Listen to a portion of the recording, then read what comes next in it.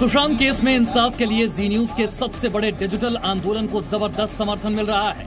#I am Sushant Twitter Facebook पर top trend में। सुशांत के लिए सबसे बड़ा सामाजिक अभियान #I am सुशांत कुछ ही देर में ट्विटर पर नंबर 1 ट्रेंड करने लगा।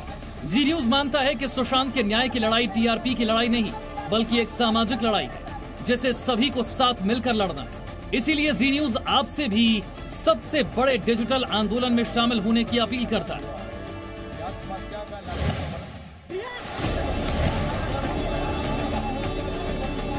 सुशांत केस में तीसरे दिन लगातार आरोपी नंबर 1 रिया चक्रवर्ती से सीबीआई की पूछताछ जारी है। मुंबई के DRDO गेस्ट हाउस में सीबीआई की टीम पिछले 8 घंटे से ज्यादा समय से रिया से पूछताछ कर रही है।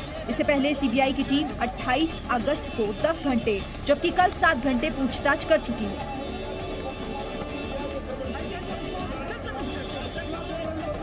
दरअसल सीबीआई की पूछताछ में रिया चक्रवर्ती कई सवालों का ठीक जवाब नहीं दे पाई है और यही वजह है कि रिया चक्रवर्ती के साथ सीबीआई लगातार पूछताछ कर रही है।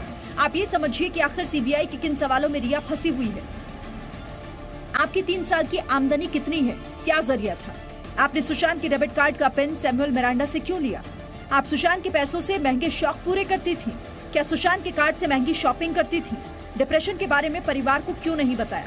सुशांत पंचकूला गए थे तो आपने 25 कॉल क्यों किए? सुशांत के पिता के कहने के बावजूद आपने उनसे बात क्यों नहीं की? सीबीआई आज रिया के भाई शोविक चक्रवर्ती, सैमुअल मिरांडा, सिद्धार्थ पैठानी से भी पूछताछ कर रही है। सूत्रों के मुताबिक सीबीआई चारों से एक साथ भी पूछताछ कर सकती है और सोमवार को पहली बार रिया चक्रवर्ती का सुशांत की बहन नीतू सिंह से आमना सामना हो सकता है।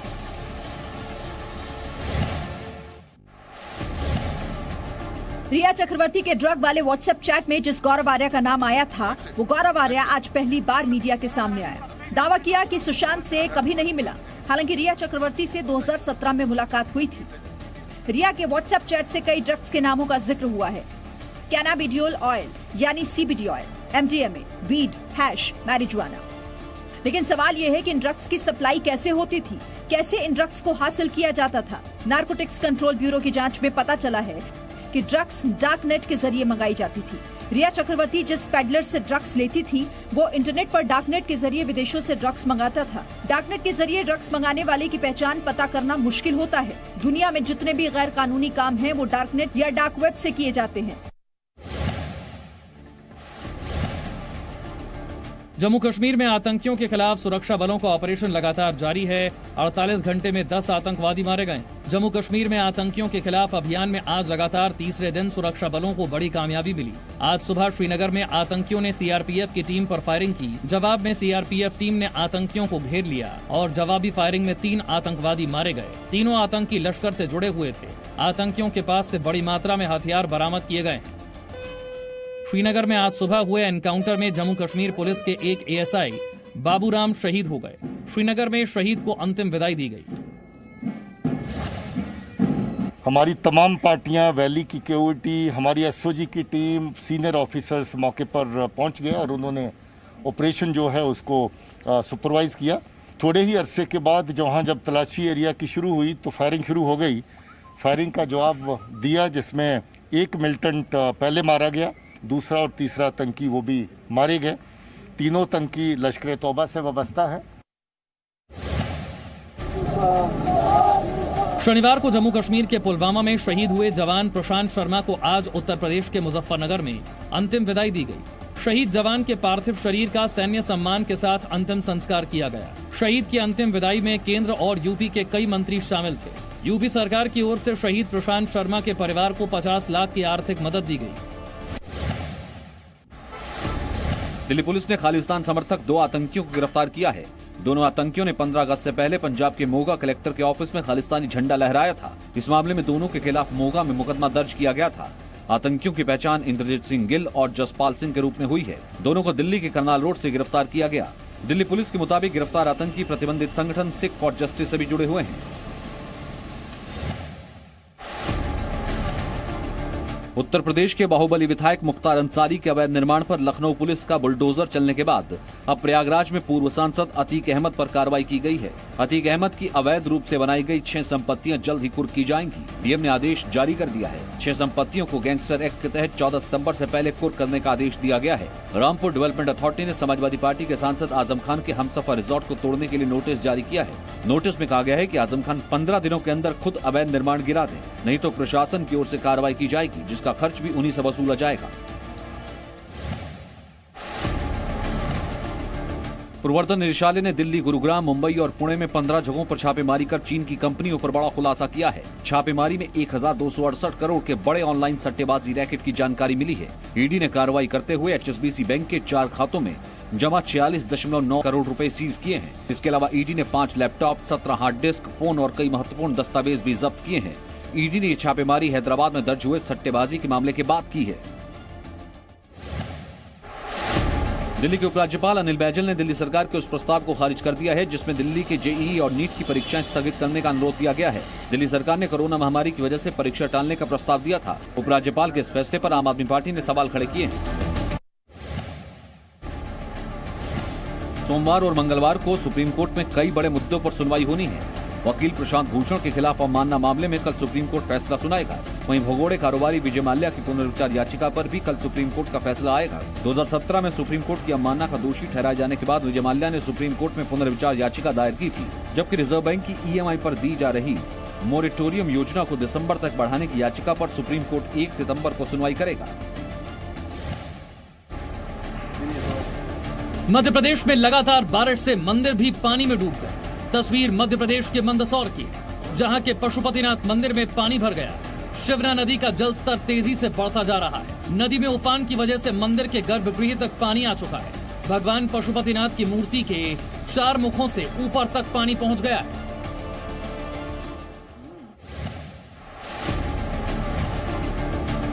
मध्य प्रदेश के मुख्यमंत्री शिवराज सिंह चौहान ने आज बाढ़ प्रभावित इलाकों का दौरा किया। मध्य प्रदेश के 5 जिले बाढ़ से बुरे तरीके से प्रभावित हैं। सीएम शिवराज सिंह ने आज देवास, हरदा, होशंगाबाद, सीहोर, रायसेन का हवाई सर्वे किया, जहां नर्मदा और स्थानीय नदियों की वजह से बाढ़ आई है। पिछले कई दिनों से ही हो रही बारिश में करीब 7,000 लोगों को रेस्क्यू किया जा चुका है और बाढ़ प्रभावित जिलों में 170 कैंप लगाए गए हैं।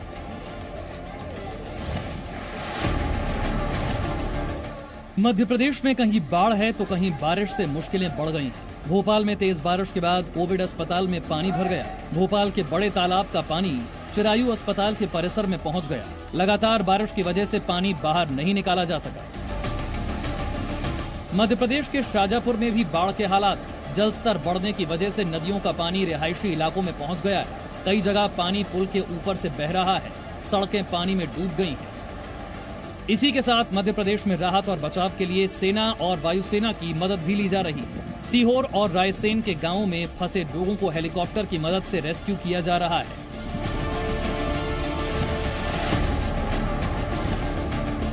महाराष्ट्र के भी कई जिलों में इस वक्त बाढ़ के हालात हैं। नदियों का जलस्तर बढ़ गया है। नागपुर के पारशिवनी मनसर मार्ग पर बना एक पुल तेज बहाव की वजह से टूट गया। घटना आज सुबह 10:30 बजे की। पुल का एक हिस्सा टूटने के बाद सैलाब में बह गया। गनीमत ये रही कि हादसे के वक्त पुल पर कोई मौजूद नहीं था।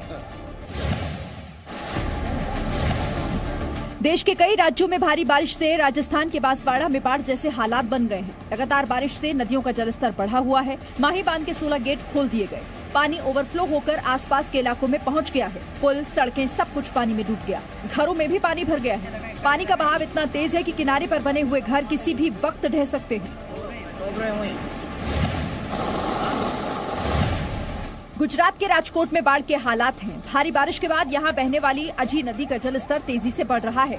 नदी के घाट पर बने हुए मंदिर पानी में डूब गए हैं। अजी नदी के किनारे पर बना हुआ रामनाथ महादेव मंदिर जलमग्न हो गया है। छत्तीसगढ़ में लगातार बारिश की वजह से महानदी का जलस्तर बढ़ गया है। महानदी का पानी ओडिशा के हीराकुंड बांध से छोड़ा जा रहा है। हीराकुंड बांध के 46 गेट खोल दिए गए हैं और आसपास के कई जिलों में बाढ़ के हालात हैं। कटक में मां भट्टारिका मंदिर पानी में डूब गया है।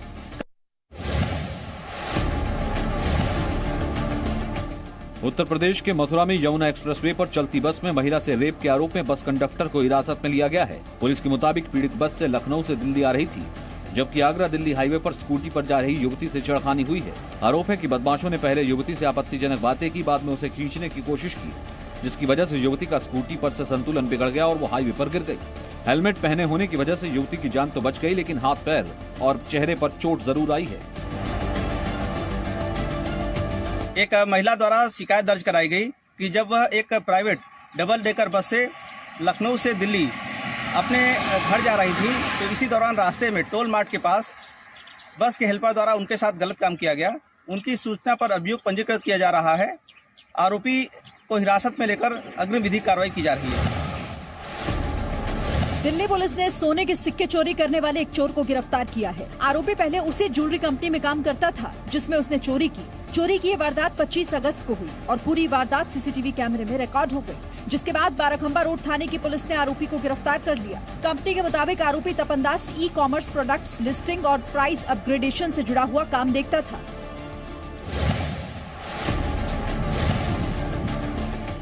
उत्तर प्रदेश के ग्रेटर नोएडा में पुलिस ने 11 विदेशियों को देर रात पार्टी करते हुए हिरासत में लिया। इनमें 4 महिलाएं भी हैं। मौके से पुलिस ने 300 बोतल विदेशी ब्रांड की बियर और शराब बरामद की है। देर रात सूरजपुर थाने की पुलिस को सूचना मिली थी कि 50 से ज्यादा लोग पार्टी कर रहे हैं। इसके बाद मौके पर पुलिस ने छापेमारी की, जिसमें 11 लोग पकड़े गए, जबकि बाकी लोग फरार हो गए। पुलिस ने केस दर्ज करके जांच शुरू कर दी है। केरल के तिरुवनंतपुरम में आज बीजेपी ने राज्य सरकार के खिलाफ प्रदर्शन किया। बीजेपी युवा मोर्चा के कार्यकर्ता राज्य सेवा आयोग की परीक्षा में सफल रहे एक परीक्षार्थी की आत्महत्या के खिलाफ प्रदर्शन कर रहे थे। बीजेपी का आरोप है कि युवक ने परीक्षा पास कर ली थी, बावजूद इसके राज्य सरकार की नीतियों की वजह से उसे नौकरी नहीं मिली। बैरिकेडिंग तोड़ रहे प्रदर्शनकारियों पर पुलिस ने वाटर कैनन का इस्तेमाल किया। प्रधानमंत्री नरेंद्र मोदी ने आज 68वीं बार मन की बात कार्यक्रम के जरिए देशवासियों को संबोधित किया। प्रधानमंत्री नरेंद्र मोदी ने देश के युवाओं से खिलौनों के कारोबार से जुड़ने की अपील की और कहा कि अब सभी के लिए लोकल खिलौनों के लिए वोकल होने का वक्त आ चुका है। साथ ही उन्होंने स्कूली छात्रों को आजादी के नायकों के सम्मान के लिए एक टास्क भी दिया। किसी स्कूल के विद्यार्थी ठान सकते हैं कि वो आजादी के 75 वर्ष में अपने क्षेत्र के आजादी के 75 नायकों पर कविताएं लिखेंगे, नाट्य कथाएं लिखेंगे। आपके प्रयास देश के हजारों लाखों अनसंग हीरोज को सामने लाएंगे, जो देश के लिए जिए। ऐसे महान व्यक्तित्वों को अगर हम सामने लाएंगे, आजादी के 75 वर्ष में उन्हें याद करेंगे, तो उनको सच्ची श्रद्धांजलि होगी। उत्तर प्रदेश के मुख्यमंत्री योगी आदित्यनाथ ने कहा कि कोरोना संक्रमण पर भारत की स्थिति दूसरे देशों से बेहतर है। उन्होंने दावा किया कि पूरे देश में सबसे ज्यादा कोरोना सैंपल के टेस्ट उत्तर प्रदेश में हुए हैं और राज्य में कोरोना के हालात नियंत्रण में हैं। आज अगर देखेंगे देश के बड़े राज्यों में, तो उत्तर प्रदेश की मृत्यु दर, पॉजिटिविटी की दर ये सबसे कम है और सबसे अधिक टेस्ट देश के अंदर वर्तमान में उत्तर प्रदेश करा रहा है। पिछले 24 घंटे में देश में कोरोना संक्रमण के सबसे ज्यादा नए केस आए हैं। 24 घंटे में कोरोना संक्रमण के 78,761 नए मामले आए। 948 लोगों की संक्रमण से मौत हुई है। देश में अब तक 35,42,733 लोग कोरोना वायरस से संक्रमित हो चुके हैं। इनमें से 27,13,933 लोग इलाज से ठीक हो चुके हैं। इलाज से ठीक होने वाले मरीजों की दर 76.60% हो गई है। कोरोना संक्रमण से अब तक देश में 63,498 लोगों की मौत हुई है।